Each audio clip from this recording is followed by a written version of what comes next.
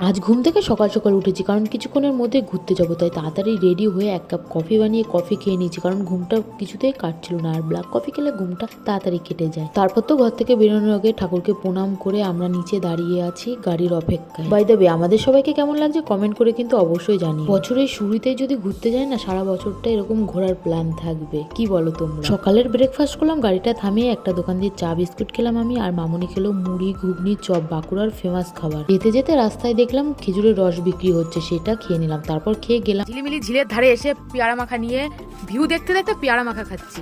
এখানে তো কিছু ফটো ভিডিও তুলে দেন। গাড়িতে মজা করতে করতে আমরা পৌঁছে গেছি মাইথন ড্যাম, আর এখানে তো দারুণ দারুণ ভিউ আমরা এনজয় করলাম। মামুনি তো খুব মজা করেছে। তারপর আমরা এখান থেকে চলে গেছি ডিয়ার পার্ক। সকাল থেকে আজকে কোথায় কোথায় গেছি, কি কি মজা করেছি, কোথায় কোথায় ঘুরলাম, অলরেডি আমি চ্যানেলে আপলোড করে দিয়েছি, গিয়ে ভিডিওটা দেখো। আর বাড়ি ফেরার সময় তো আজকে একদম খাঁটি গুড় বিক্রি হচ্ছিল, সেই গুড় নিয়ে বাড়ি ফিরলাম। তো এইভাবেই কাটালাম আজ।